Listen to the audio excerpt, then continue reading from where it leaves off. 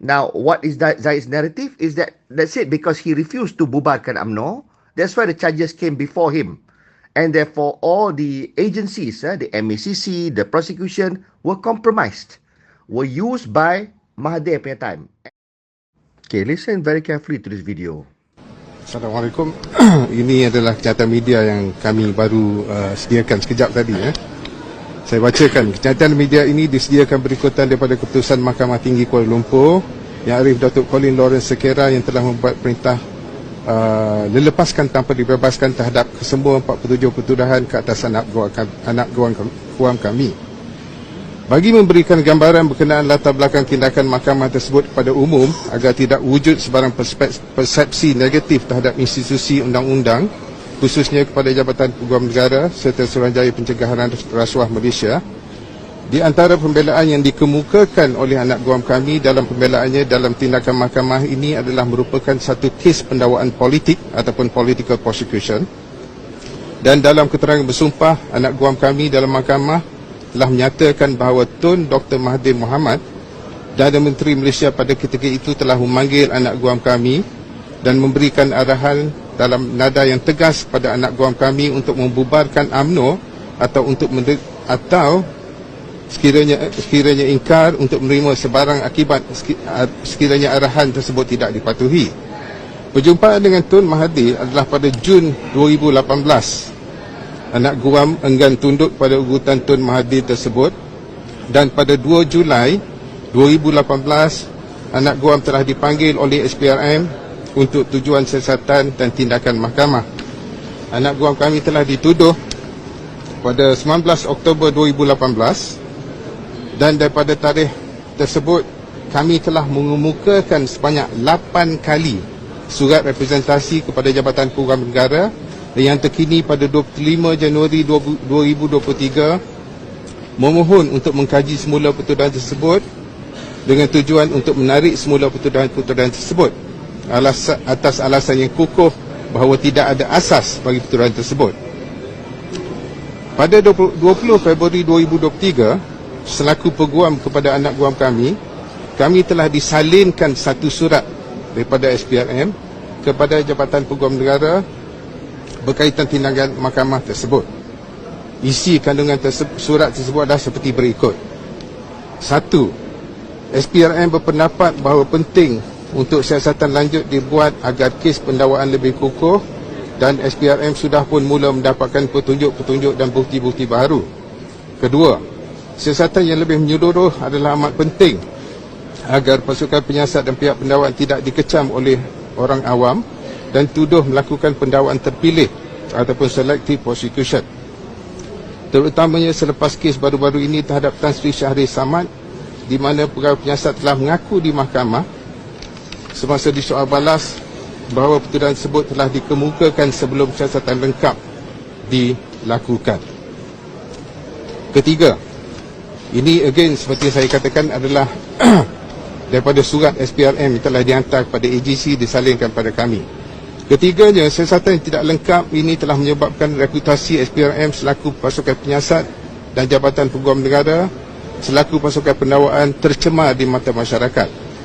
Keempat, demi menjaga nama baik dan reputasi kedua-dua agensi tersebut, wujud keperluan untuk proses merekodkan beberapa keterangan daripada saksi dan mengumpulkan lagi bukti bagi mengesahkan petunjuk-petunjuk baru yang diperolehi oleh SPRM.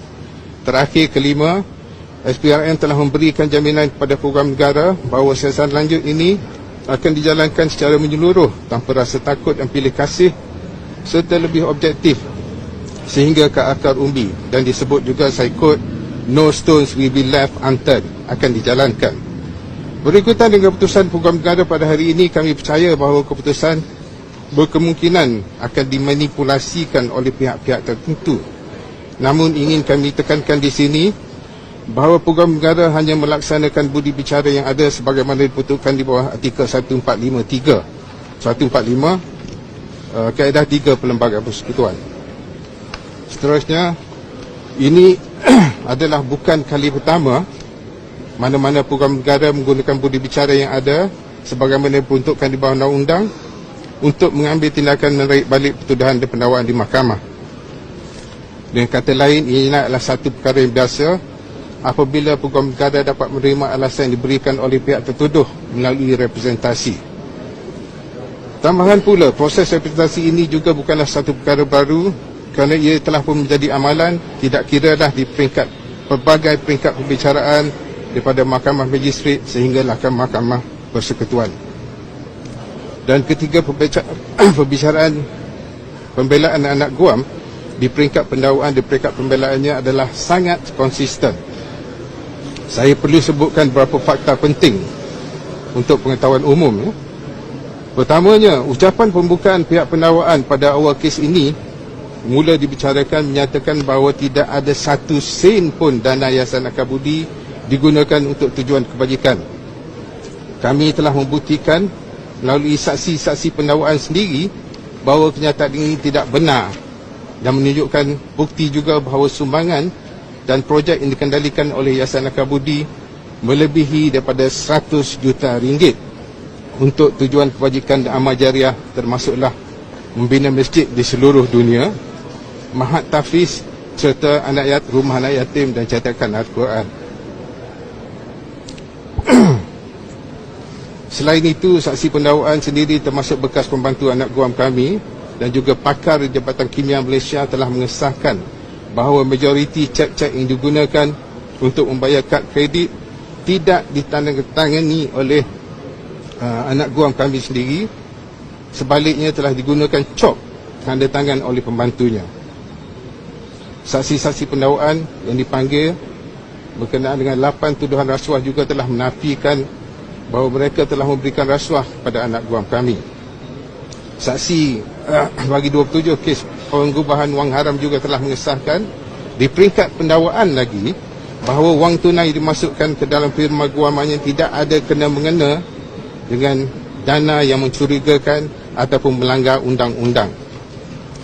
Akhir sekali, kami mengucapkan ribuan terima kasih kepada semua pihak, terutamanya Mahkamah Tinggi Kuala Lumpur, Barisan Pendakwaan dan semua sekali. Itu saja. Terima kasih. This I already suspected was going to be the narrative, which is well before there was any explanation. When just news broke out that DNAA was granted to Zahid, that the prosecution appealed for DNAA from the court, and court was waiting decision. At this time, I already said that this is likely to be the representation.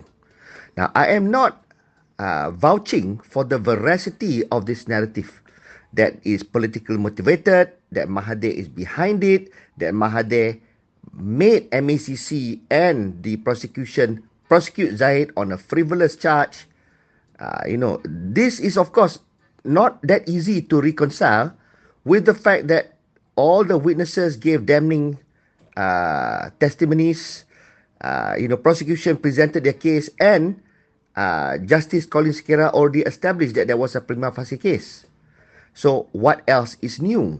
But anyway, I already stated it that this will be the narrative. Now, Zahid punya defense lawyers made a video, and this is going to be kept forever. It can be shared. Now, what is Zahid's narrative is that's it, because he refused to bubarkan UMNO. That's why the charges came before him. And therefore, all the agencies, the MACC, the prosecution, were compromised, were used by Mahathir punya time. And herein, when orang kata apa relevance Tommy Thomas punya memoir, pasal tak reti buat kind of accusation. Now, this one, this Tommy Thomas punya memoir, bila buat RCI, whatever is discovered, can seek to bolster and establish veracity of Zahid punya assertion, or otherwise, or even may debunk. So sekarang ni, they say sesuatu menyeluruh, whatever it is, allow the process. I am still in defense of the DNAA.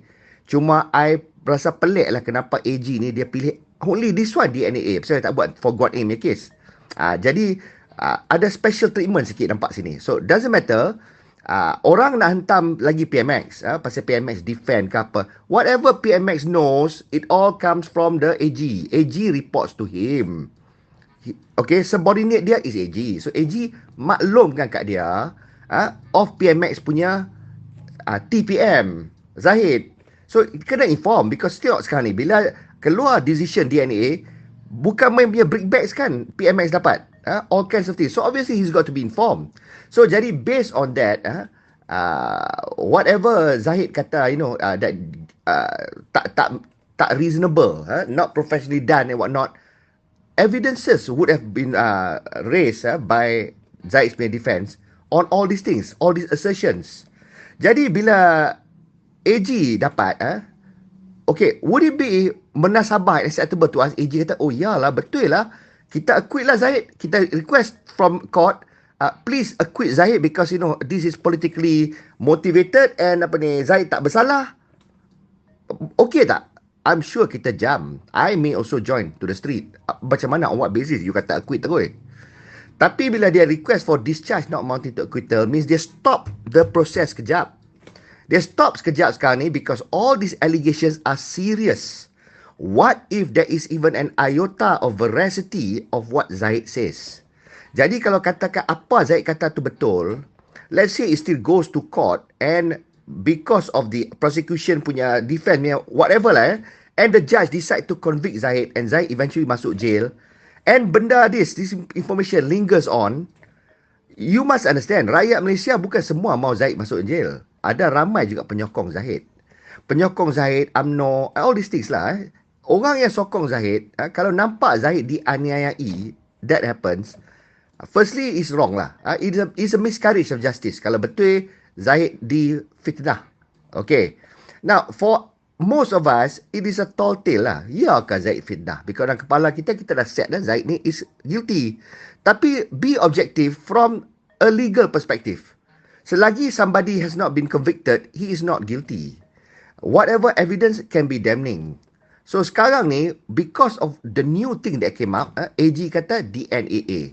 Orang tak puas hati because whatever all the evidences of the and testimonies that was tendered by the prosecution and the defense, bau macam Zahid guilty. Nampak macam Zahid guilty.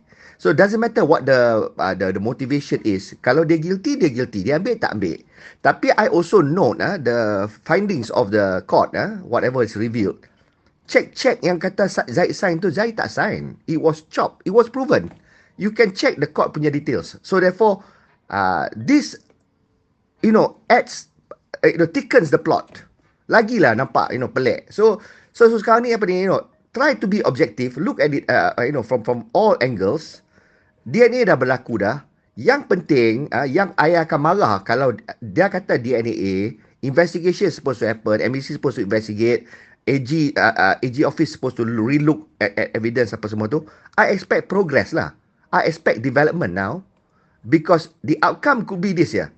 Either you affirm Zahid punya allegation, maknanya you establish dia difitnah, and therefore I expect, charge or, people like Mahathir semua to be charged because itu dah jahat.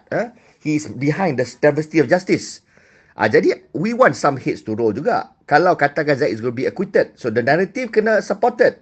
And kalau supported, maknanya ada perbuatan jahat behind the scenes, and this got to be established. Kalau tak establish, tak boleh kata Zahid difitnah atau dibuat daya.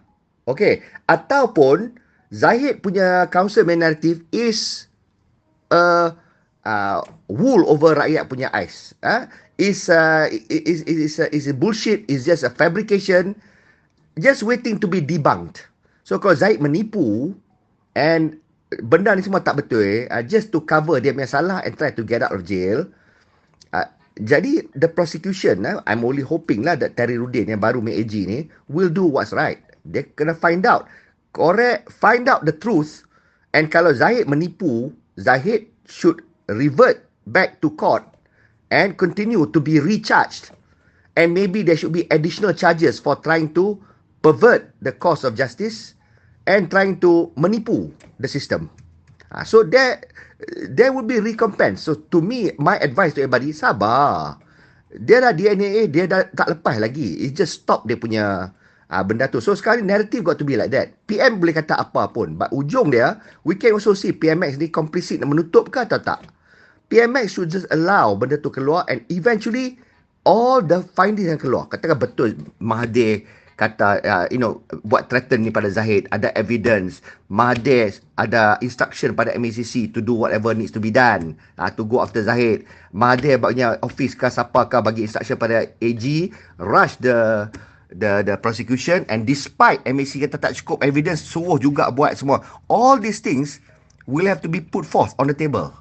Now, what is also on the table is also whatever the occurrences, whatever transpired in the court. In the court, witnesses said whatever that was incriminating towards Zahid. Zahid punya defense pun kata apa. Now, put everything on the table. The new thing yang jumpa, put everything. Now, everything, whatever narrative that the AG wants to come up with, Zahid wants to come up with, whatever this government want to come up with, everything on the table must be reconciled. Tak boleh ada apa-apa conflicting. So, macam mana judge kata ada prima facie case? Tapi kalau benda ni frivolous. So, macam mana? What? Judge tak betul ke? Apa ke? What? All this got to be reconciled. So, as a rakyat, sampai masa dia, we want everything to be reconciled. Pasal kalau tak boleh reconcile, then this new evidence ni, mana satu yang tak betul? What happened in court or the new evidence yang tak betul? Because there is only one version of truth. Tak boleh ada banyak-banyak version of truth. Kalau lies, there will be many version of lies. So, jadi kalau katakan Mahathir is going to be charged ke apa, Mahathir pun will have his own defense. Mahathir boleh tanya, you kata charge yang frivolous, yang tak ada basis, tak professionally done, tapi ada prima facie case. Macam mana pula? So, on what basis kata ada prima facie case? So Judge Colin Sekira pun ada benda tu answer juga, and whenever he said, whereupon he said there was a prima facie case, tengok dia punya judgement tu apa basis dia kata. So whatever basis he use, you can patahkan that basis based on the new findings, because when Judge Colin Sekira came up with the basis on why he ordered Zahid to enter into defense were based on the information and evidences adduced at that point of time. Tapi kalau katakan ada new evidence ni, would Justin Colin Sekira decide that, maybe tak ada prima facie case based on the new punya findings. So whatever it is, kalau katakan tak boleh reconcile, if it cannot be reconciled, okay, let's say, apa jadi? Now, what AG should do, the new AG should do, kalau tak boleh reconcile, this new evidence tak gel dengan the prima facie case, then this thing must go back to court. Kalau katakan ada the strong evidence whatever, AG must allow now that Zahid punya counsel to present this new finding that AG office find out, MACC dapat, and whatever they derive from the RCI on Tommy Thomas punya memoir, whatever incriminating evidence on Mahathir ke apa semua tu patut be allowed to masuk pada court. Zahid should be recharged, same charge reinstated, and now masuk semua benda tu. Let Justin Colin Sekira be the one to reconcile it. Kalau you tak boleh reconcile, you get the Justice Colin Sekira to reconcile. Reconcile because dia kata prima facie case, dia tengok this whole thing, penghujung dia kena kata Zahid guilty ataupun acquitted. Habis cerita. So therefore, there it stands. So kalau kata guilty with all this evidence, Zahid punya counsel tak happy, they can appeal. Go to Court of Appeal. Again, the same set of evidence, termasuk apa yang baru didapati sekarang ni from the MACC, from RCI of Tommy Thomas, from whatever AGC find out baru, all the Mahathir punya shit semua sekali, campur dengan whatever cases, whatever have transpired in the Court of High Court masa dulu, appeal to Court of Appeal. Kalau misal kata Justin Colin Sekira acquit, then prosecution kena decide apa? Rakyat nak besi apa? Kalau judge pun dah kata acquit based on new evidence, kalau AG is not happy with it, AG boleh appeal pada Court of Appeal. Tapi cuma I think unlikely lah. Pasal AG yang decide that to go on this narrative, and kalau AG dah present macam tu, kalau judge pun agree, then Zahid is a free man. Jadi whether we like the outcome or not, it doesn't matter lah. The evidence should speak for itself. I'm not saying Zahid is corrupted or not corrupted. There is, as long as there's no evidence, he cannot be convicted for that. Kalau you tengok dia punya lifestyle opulent, dia ada benda-benda lain dia tahu buat apa semua tu, then that should be a separate report. Report baru punya. There is no limit to what you can report about Zahid punya salah laku. Kalau dia ada banyak salah laku, dia ada kalau lagi 10 salah laku. Present evidence, report, get MAC to investigate. Kalau dia salah, dia boleh kena lain case, dia boleh masuk jail balik pun. So bagi orang yang betul-betul nak Zahid masuk jail, you cari kesalahan-kesalahan lain. Tapi this kesalahan is undergoing a particular process. Right now, it's a DNAA. It's not the end of the process. It is the beginning of a new process. DNAA, and there's going to be further investigation. So, tapi apa pun, I dah kata awal-awal dah. The only thing that Zahid could have given to AG, which will make AG review balik, is the Mahathir factor. This is what it is. And of course, benda ni close to Anwar, because if you look at the untold story of Anwar, Anwar received similar threat. Kalau Anwar tak facilitate apa Mahathir nak buat, Mahathir promise Anwar there will be a some charge. And true enough, kena sodomy charge apa semua tu. So therefore, the pattern seems to be consistent. Jadi Zahid going on that same narrative, dia probably the presentation to Anwar pun sama. Whatever happened to you happened to me recently in 2018. This is what Zahid punya representing. Now, is Zahid bullshitting or memang betul dia sama macam Anwar punya case? This is left to be seen. That's why lah DNA. That's why lah kena investigate. And dia bagi, Zahid ada hak to bagi all dia punya evidences to be examined and to be verified. Kalau dibang, kalau merepek, tipu, that means he's a poser lah. He's a poser, dia bukannya macam Anwar punya case. Dia try nak abuse the system. This thing will boomerang and nail him back right in between the eyes. So, kita kena be objective and kita kena track this very carefully and diligently. And we expect the government jangan lepas ni nak sweep things under carpet. Let it be known apa tengah berlaku. For now start. Bila RCI Tommy Thomas ni? Bila? When? MACC punya investigation ni bila expected to conclude? This year? Next year? What?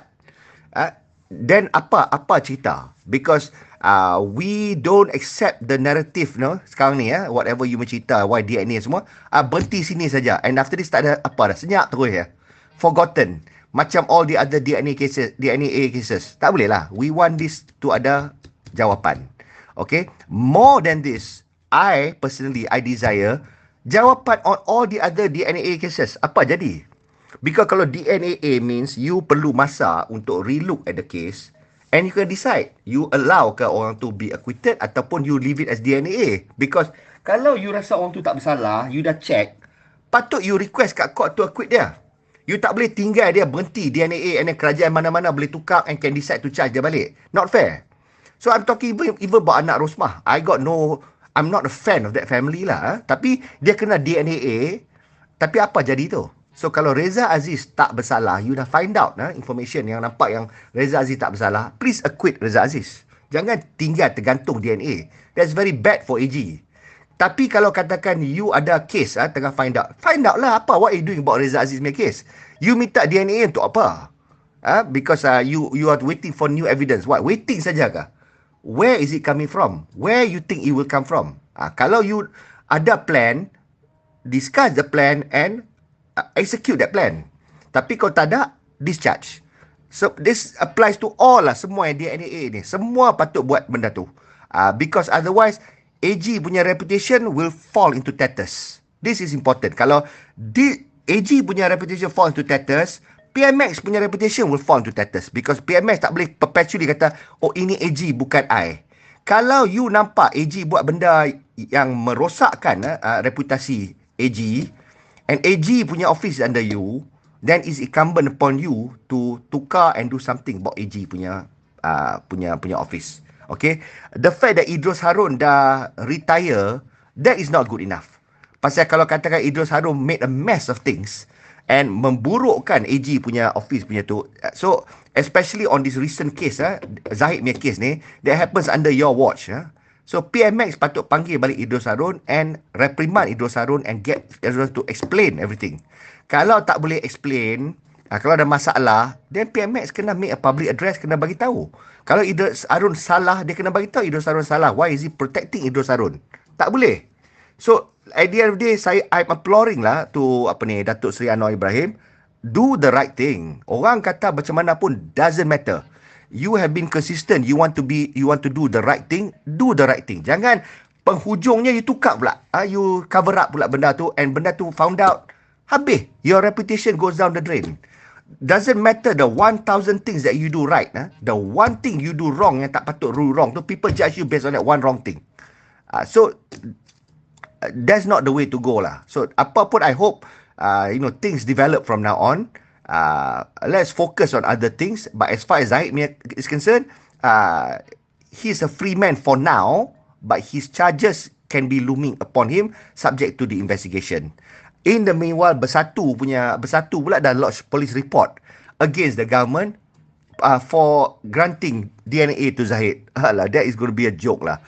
Polis nanti nak masuk. Polis nak charge government ataupun siapa-siapa pun on what charge. Whatever AG did, follow perlembagaan. And AG ada dia punya reason. So therefore, kalau nak persalahkan AG pun, is premature. Sekarang ni, kalau dia nak buat salah, dia belum buat salah lagi pun. Unless dia tak investigate and dia saja menggantungkan lah kan. So tapi Bersatu do this political lah. Nak beritahu satu rakyat kita dah buat police report. Jadi bila kalau polis investigate, no outcome, no further action, then mereka nak vilify polis pula lah. Fitnah pula polis. Kata polis now menutup benda. Dia fitnah Nazarudin. Dan untuk serang PMX dan Badan Government. This is permainan Bersatu lah. They will try to play this. Sekiranya lah kalau Bersatu actually dengan PAS form government dengan Zahid, and benda ni berlaku DNA, then PH lah pula yang akan go to the streets and marah because of DNA, kata charge Zahid. So at the end of the day, it's about convenience lah. It's about who gets to form up government dengan UMNO. Kalau PN form government dengan UMNO, they will not even go after Zahid for this. You look at all the other scandals, corruption scandals. Ada PN race. Literal ship tu, kapal tu. Kenapa tak ada bising pun? Senyap je PN. Tak ada tanya pun government. So to me, we can see everybody's hypocrisy and enough said.